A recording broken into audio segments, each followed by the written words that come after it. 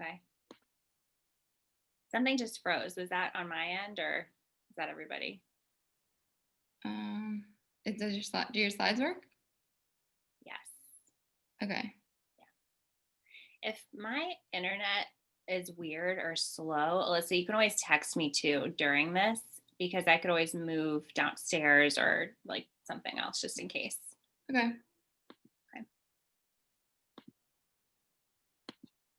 Hey, everybody. Thanks for joining. Hi, Hi there. hello. Hi, Leslie. There's Patrick. Hi, Patrick.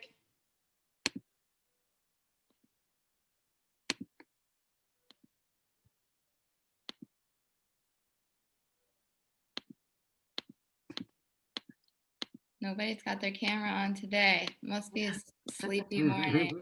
Friday morning. Hi, Deanna. Hi, Sarah. Good morning. Good morning. Okay. So we've got 20 people in right now. I think we might just get started here for the sake of time. And then everyone can just slowly join in. Must be the weather today. But hey, everybody, thank you for joining again. This is our third edition of Good Lines, Good Morning. So we're really happy to have you here. My name's Alyssa Mark, and I'm from Good Lines. And together with Aaron and Howard Zekiel, we are thrilled to have you here again. In an effort to inspire our clients, we're pleased to introduce our new speaker today, Elizabeth Gopal. Elizabeth is the owner and creative director behind award-winning wedding production brand East Made Co. She joins us to share her progression from classical music to wedding design to photography, and will discuss creating original work, building multifaceted designs, pushing boundaries in a traditional industry, and infusing your own personality into your craft. So please remember to keep your microphones muted, and feel free to type any questions you have in the chat box as we're going through the presentation today, and we will answer those at the end. But without further ado, here's Elizabeth. Hi, everyone. Well, Alyssa, thank you so much, everyone, for having me, and thank you for joining me on this cloudy, dreary Friday morning.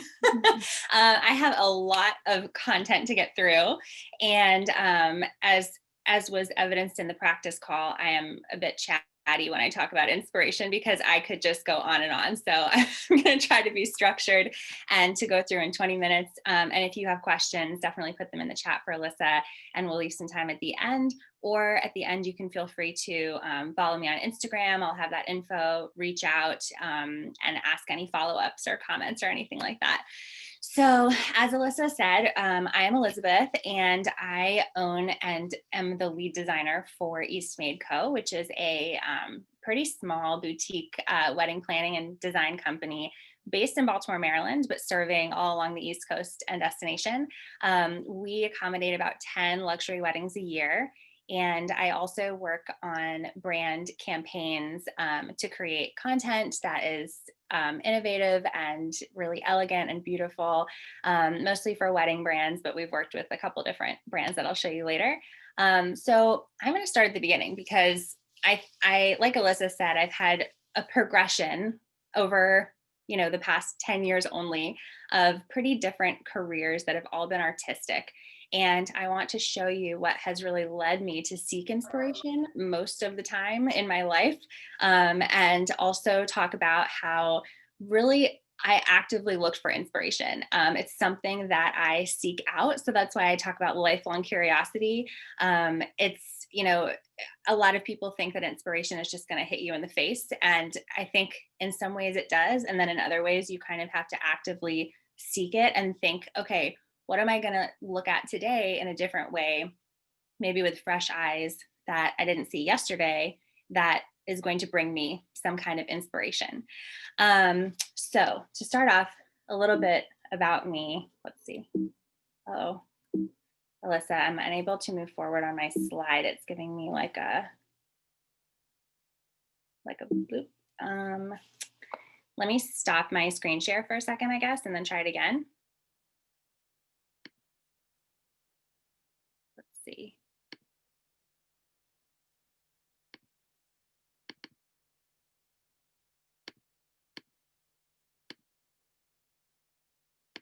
Sorry, everyone. We just tested this out before you all came in here, and it was working perfectly. So of course now, okay, let's try this again.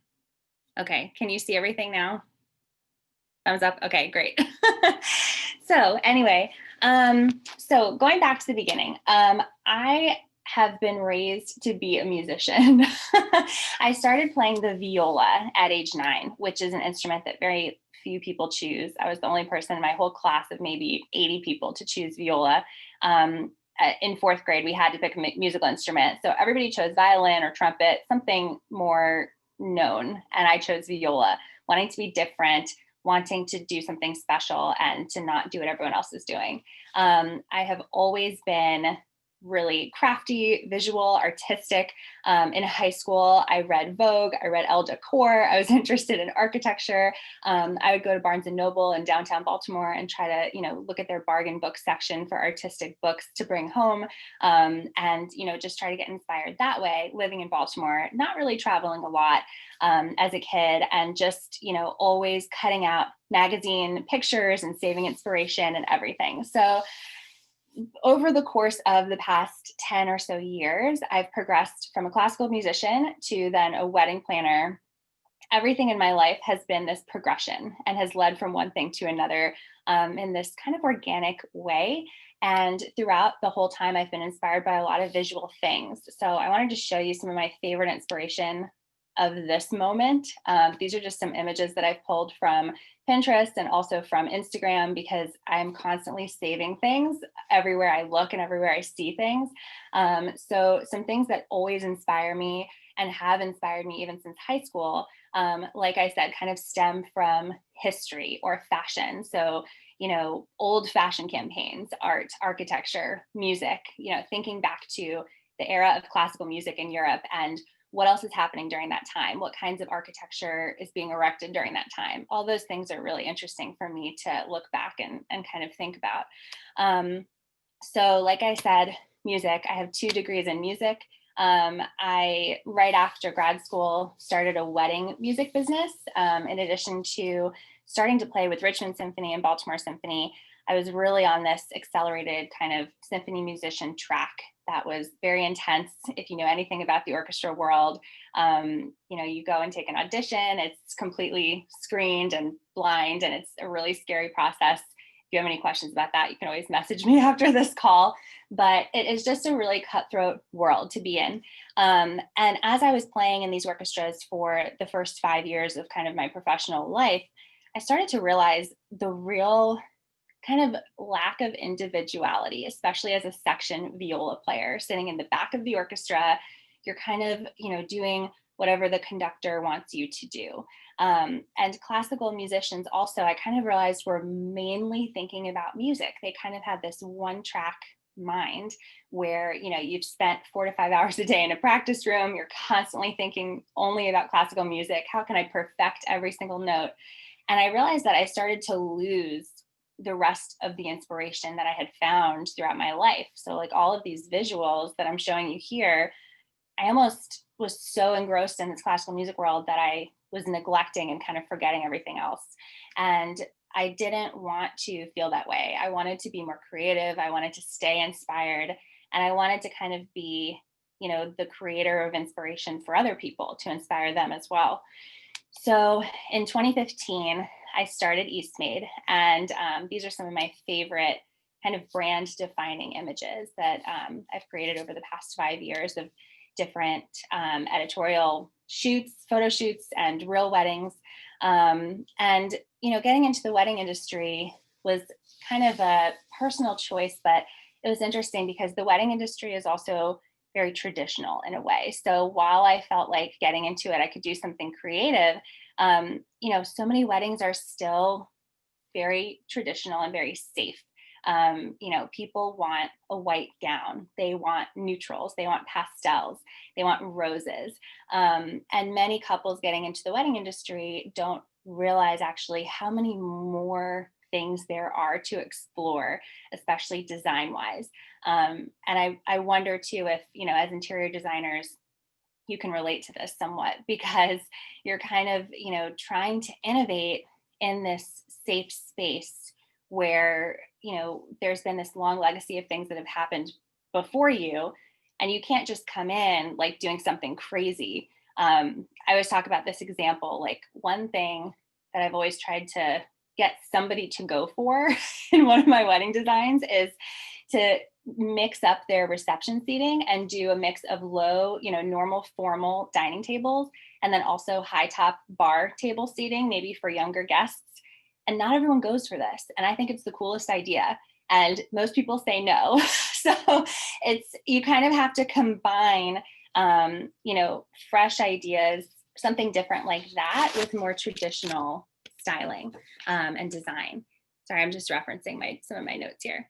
So to me, what is the most fulfilling about getting into the wedding design industry is meeting people and really telling their stories and trying to show them with fresh eyes how they can tell their story, how they can use design to really, build this wedding that is almost a brand of their own, that's really reflective of them and their styles.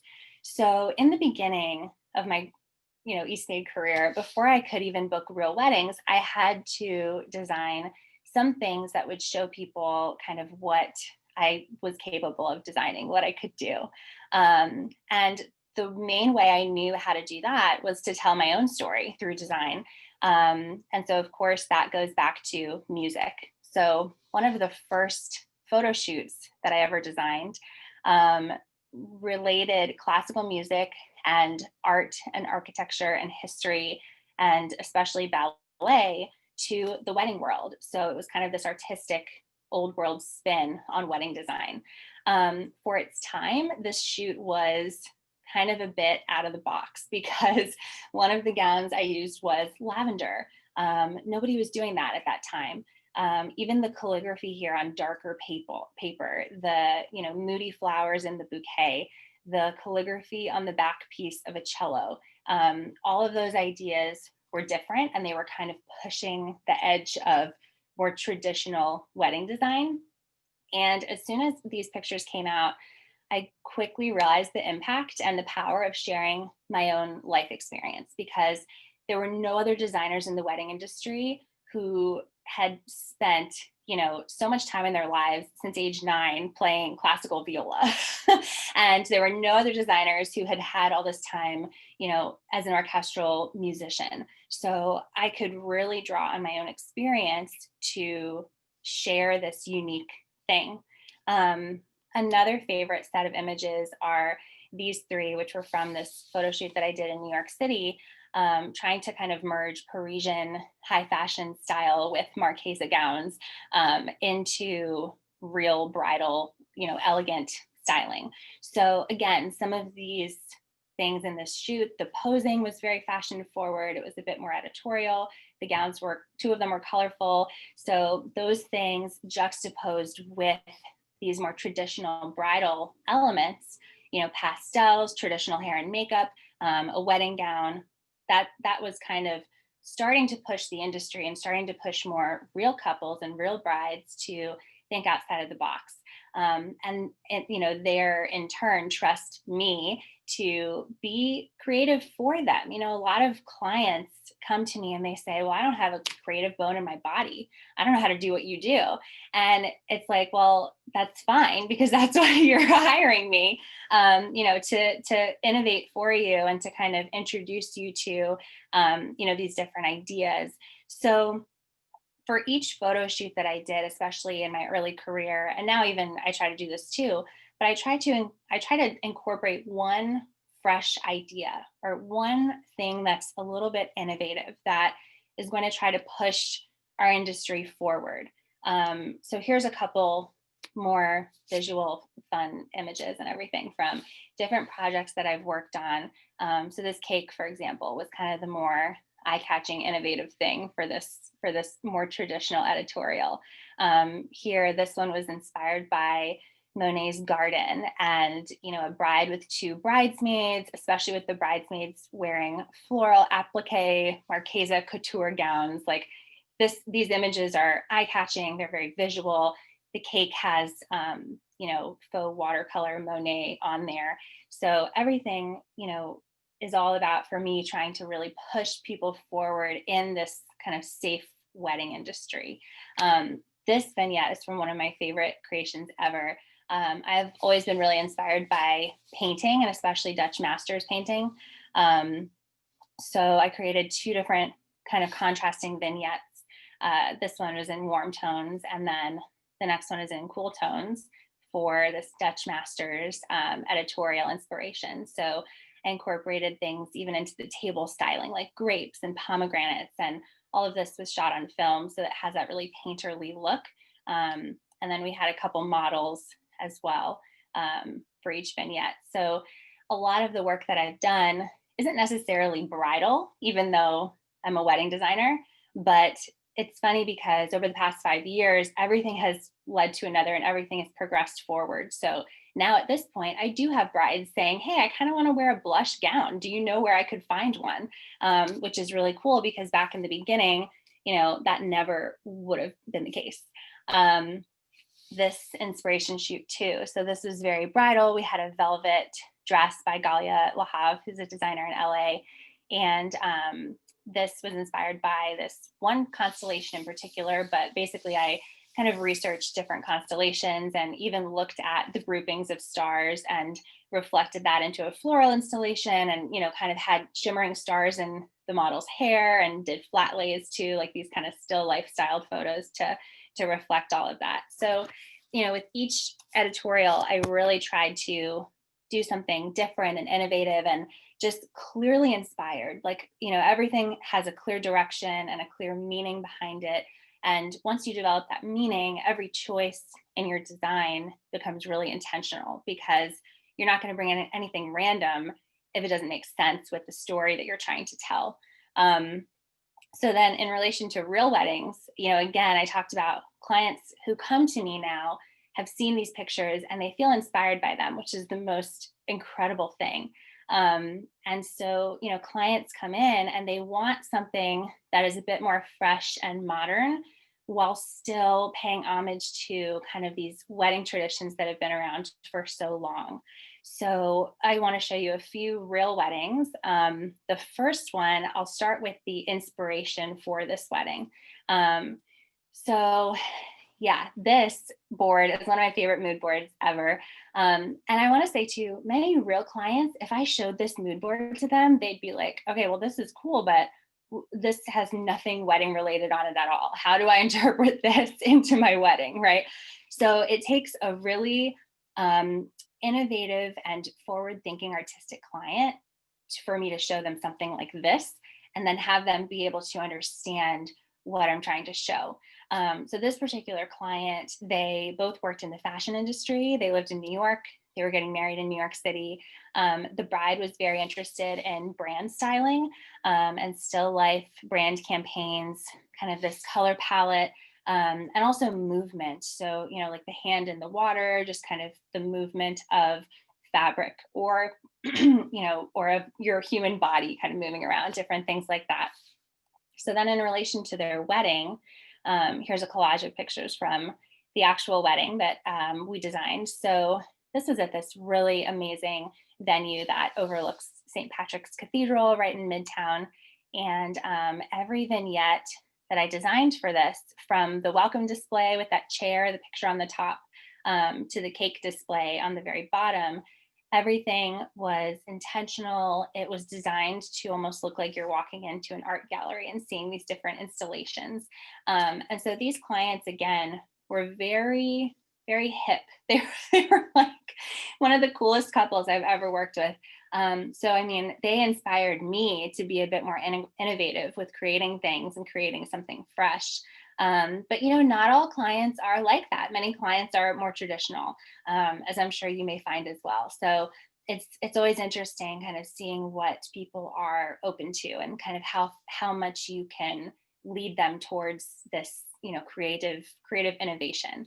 So in the next example, this is inspiration from a wedding that was a bit more traditional. It was at a castle venue on Long Island, and the bride was actually Thai, and the groom had a big Italian family, and they were having this big 300-person wedding in a castle.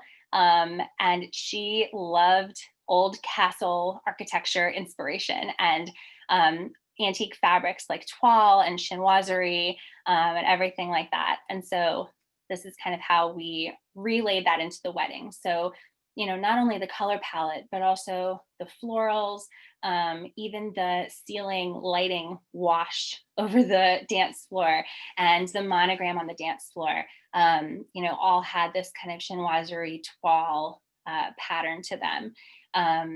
And then also even the place settings, the edge of the table with the scalloped edge for the head table, the place settings with kind of these chargers and plates that had this raised texture, almost like what you would find in a Parisian apartment. Everything was so intentional. One more example, I had a client who worked for a fabric company. You may know her.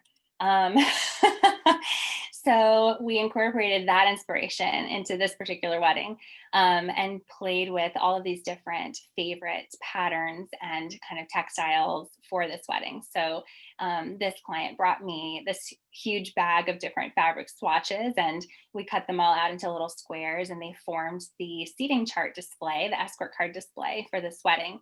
And then on the top left, you'll see I styled those fabric swatches with the rings. I always, style these flat lay details at the beginning of the wedding. So all of this work, can get so personal for our clients. At the top, it says, pick a square to find your chair. So this is really one of my favorite escort card displays that we've ever created. It just, any way that I can relate a design to something about a client, whether it's their work or their passion or, just things that they love, but then also trying to infuse my take on it, is so special. So some other work that we've done now, moving on to brands. And so this was some styling that I did for a florist friend of mine whose husband is a potter. So we were styling these pottery pieces. And these are some of my favorite photos actually that I have styled because they are a bit different from all the wedding work that I've created, which is way more romantic. And this friend of mine, the florist, she's very outdoorsy. So I literally went to H Mart, the grocery store, and looked around the mushroom section. I don't know if you've done that, but I went and, looked at like all these odd fruits and vegetables and thought to myself, okay, what is really cool? Like what has this amazing texture? What has layers to it? So in the left photo, those are all different varieties of mushrooms that I found at the grocery store. So I don't know who else has been inspired by a grocery store run lately, because, that's one of the few places we can go right now. But, you kind of take what you can get these days in terms of inspiration. And, that was really a spot that, that inspired me. Here's another photo that I really love from that shoot. She made these bowls that have duck feet to them. So this whole photo kind of tells this story of, you can interpret it how you want, whether the duck, was cooked or what. But I don't know. I loved this kind of whimsical styling. Another client campaign that I've done is for this ring designer who is in New York, Victor Barbone. And this was some holiday styling. So now that we're gearing up towards Christmas time and the holidays, I just wanted to include a couple of fun things because these are some of my favorite photos that I've created as well. And again, they incorporate all these things that I love because this client was basically like, all right, well, I trust you. So come in and style whatever you want, however you want. You know my vibe. I know your vibe. Just come in and kind of have free reign. So of course I incorporate, music and antique items and kind of history, French writing, all these things that kind of really inspire me. So to sort of conclude, the last thing I want to talk about is, all of these things that I've done, all of this work, being a musician, being a designer, being a stylist, all of this has led me to want to, as a type A person, have more creative control over every aspect of the process. I don't know if you feel that way. So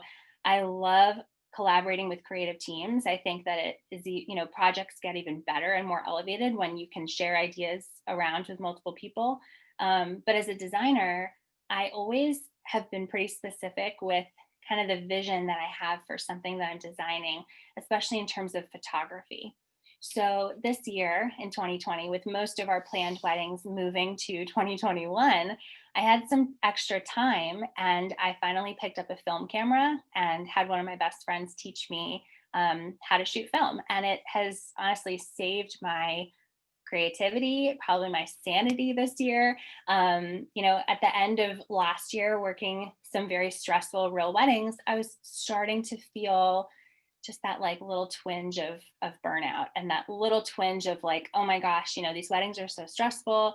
Although I love design so much, it's a lot to work on a 300-person castle wedding with these huge budgets and everything. So this year I delved into photography and I'm so glad that I did. And it has really kind of rejuvenated my creativity and my inspiration. So the next few slides of photos are all shoots basically that I have created. I've styled and designed them myself. I've creatively directed them, and I've shot them on film. So it really has kind of rejuvenated my work this year. So this photo on the left, actually, of the Empire State Building, this is my favorite mistake photo ever because I mistakenly, when I was done at the end of my film roll, I took my film out of my camera. I don't know how many of you guys have like shot a film camera before. I hadn't really ever since I was in high school, maybe. And so I took my film out and I lost my grip on it and the roll unraveled. And I started freaking out. I was like, oh my gosh, I probably lost this roll. It has all these amazing pictures on here. Like, okay, well, I guess it's just a lost cause. So I sent it to my film lab. All the pictures on the roll are totally fine. And then the last picture on the roll is this. So the sunlight came in, hit my film, and it created this light leak image, which I'm now selling as a print in my print shop. Like it's one of my favorite images ever. I almost want to make it into a t-shirt. I don't know, maybe I could, do you think H&M would buy that t-shirt? I don't know, but I just love that. I love this image. A couple other things. I was really fortunate back in October to head up to New York and design this kind of fashion, editorial there on the top of the rock and also by the New York Public Library. And then it's also been refreshing to go back, as a photographer and shoot something different, even in some of the old wedding venues that I've already worked before as a stylist. So these photos were taken in, actually, it's a private farm home in Maryland called Foxfire. And we had a wedding there before that I designed, but the interior of this space is just so beautiful and inspiring.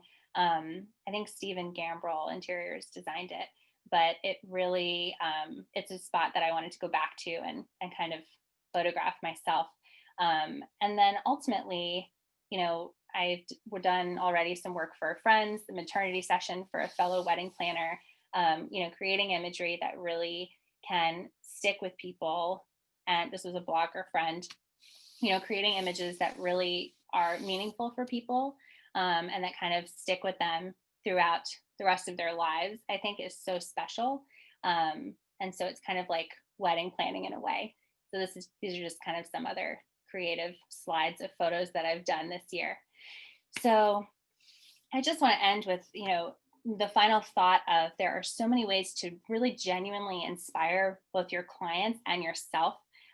Even if it comes from something as simple as going down the mushroom aisle at a grocery store, or looking at Instagram, looking at Pinterest, looking at architecture, even looking through your refrigerator.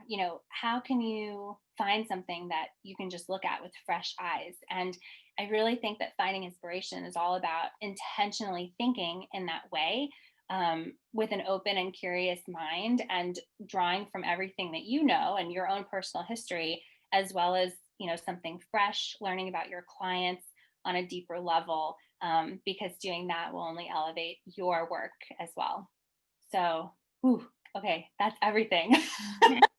Thank you. That was awesome. So we do have one question and a lot of comments saying this was awesome, very inspirational. Thank you. Awesome. That's good. But one of the questions so far is like, do you have any advice on on how to like gently nudge a client in a direction with, maybe they're coming with their own design ideas, but they've hired you. So how do you navigate that Yeah. situation? It's so funny because I think, so for me, clients come to me because they trust me. And that's a rapport that I like to build at the very beginning, even before working with someone, like on the very first phone call. If a client comes in and they're like, oh my God, I love this, A, B, and C thing that you've done, that kind of tells me that they are familiar with my work and with my ideas and kind of what I might do for them. So when it comes time to really, designing something for them, um, I I kind of prep them in a way by saying something like, what you've sent me is so beautiful and I just am obsessed with it. I think it's amazing. I kind of have this out of the box idea and let me just run this by you. And you might think I'm a crazy person, but I just have a lot of creative ideas. I just have to get them out. So let me just, present this to you. What if we did something like this? Or, what if we incorporated something like this? I really like to involve clients in the process so that they feel like they have a meaningful input with everything. So, it's kind of like we're a team, we're working together. I want them to be thrilled with everything. And so I usually try to come from a place of like, oh my gosh, but what if we did this? Like, what if we let's do this? What if this is even, even cooler, like even more beautiful or something like that? So I don't know, I could go on and on about that. But again, feel free to message me too if you guys have any questions or thoughts or want to share anything. My Instagram below is Eastmade Co. So I'd love to, connect with people who are in here and say hi and hear what your thoughts were after this talk. Awesome. Well, that's all of the questions for right now. So if anyone else comes up with something, let us know. This is recorded, so we're going to send it out afterwards. And then in January, we're going to have our next Good Lines, Good Morning. So we'll be in touch with another invitation for that.